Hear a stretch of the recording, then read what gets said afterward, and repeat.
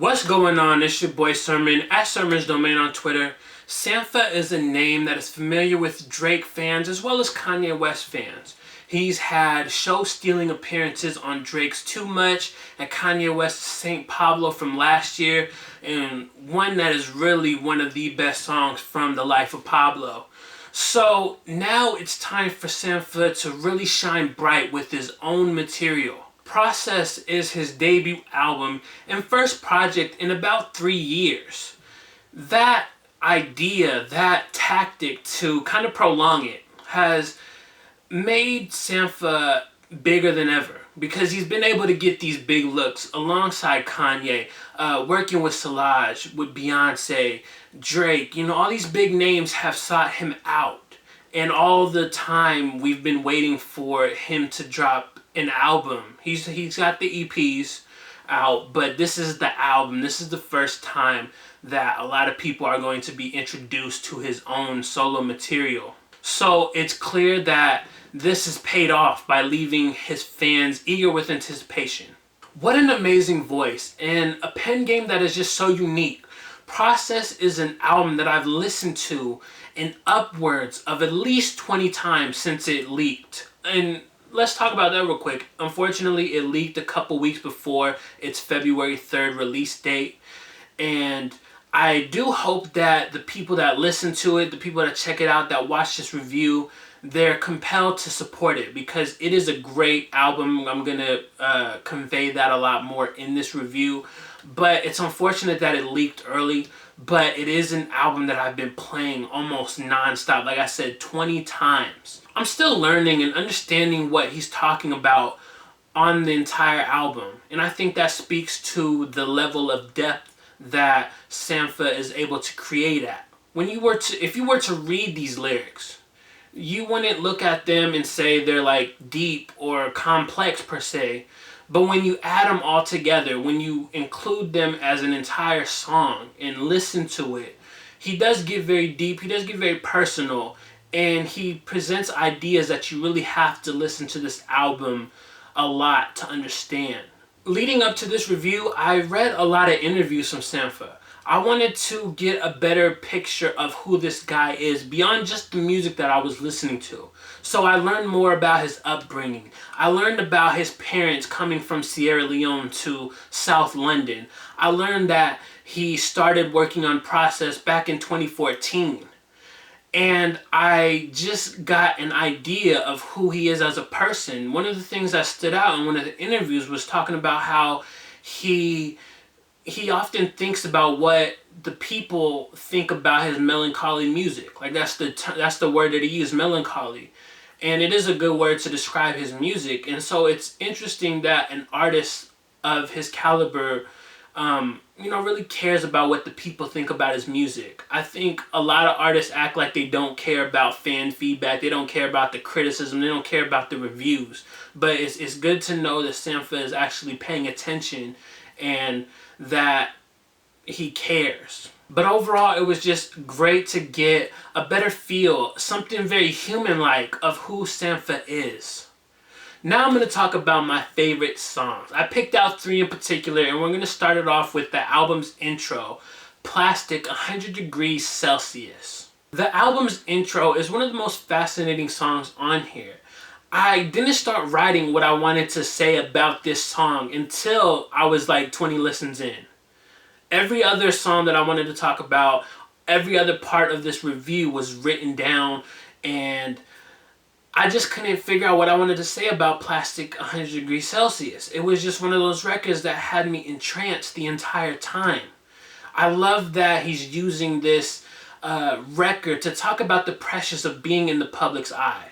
He compares that feeling to being plastic in scorching weather. And it's just a great song. And it's a perfect introduction as well. With this album, there's a lot of structured differences. You can read these lyrics, like go on Genius, read the lyrics, and then listen to the songs.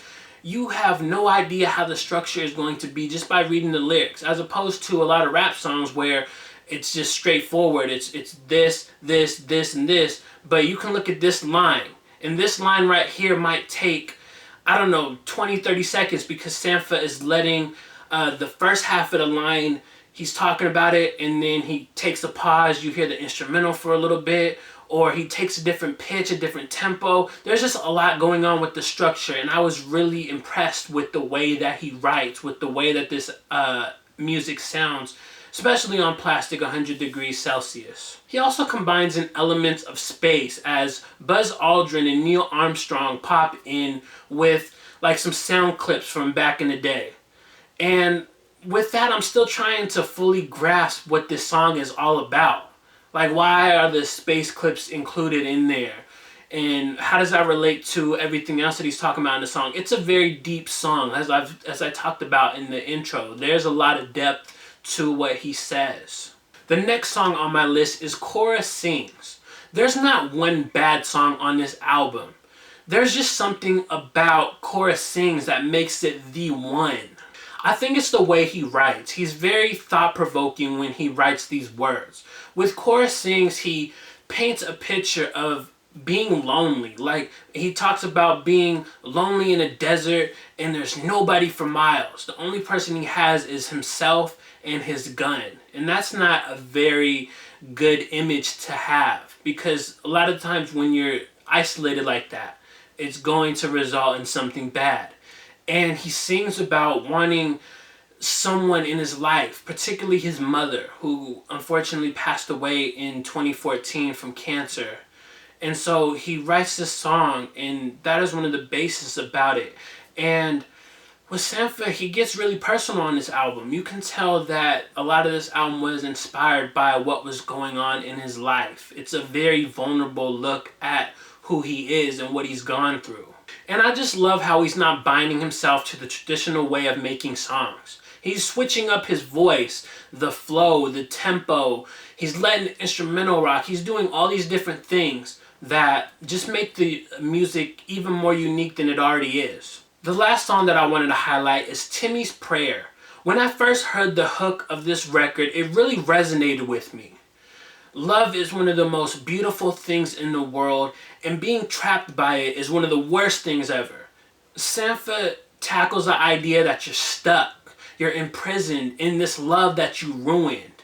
It's basically saying this is the post-breakup feeling, but it's just written in a way that's just more clever and more unique than just saying, hey, I am not having a good time after this breakup. My mindset is just not good. It's just terrible. And so that's what you get with this record. Time for a little fun fact. As I was reading these interviews, as I said earlier, one of the things that stood out was that Timmy's Prayer was co-written by Kanye West. I thought that was like cool. I know we'll never know exactly how much Kanye contributed and what he wrote on the song, but I just think it's a cool fact to know that, even though they have St. Pablo, and he also said that the two worked on records that will probably never see the light of day, but that they worked on St. Pablo, and then they also worked on this record, Timmy's Prayer, together. And I like that it's a co-written credit as opposed to being a feature. He could have easily said, I want Drake, I want Kanye, I want the biggest names on this album, but he decided to do it on his own. And so for that, you have to really commend him. Now would be the time that I talk about the bad songs on the album, but there really was none. There are songs on here that I like less than others, like Incomplete Kisses is not in my top 3. I just told you guys my top 3. But whenever Incomplete Kisses come on, you know I'm going to be singing, I'm going to be grooving to it in my seat. So I don't have a song that sits here and says, this should have been not on the album, this should have been omitted and taken away, I hate this song. I don't have any of those feelings listening to this project. You go into an album from an artist expecting it to be good based on what you've heard in the past. Based on the guest features that Sampha's been on, I expect this album to be really good. So with Process, Sampha exceeded all of my expectations. In 11 months, when we start to wind down and do our best albums of the year list, I really feel like Process is going to be a contender for that. It is thus far the best R&B album I've heard in a minute. Not just including the first month of the year, but in a minute. And And I look at it like this could definitely be an album that ends up on everybody's year-end list. So those are my thoughts on Sampha's Process, his debut album. It comes out on February 3rd. Please go support it. It is great music. Definitely go check out some of the singles that are out on YouTube. Just check them out and get excited. And go support the album, like I said, on February 3rd. Once you hear the album, let me know what you think about it in the comment section below. Then like the video, subscribe to the channel if you're not already, share the video. Follow me on Twitter @SermonsDomain. And as always, thank you for your time. I appreciate you for watching. And until next time, peace.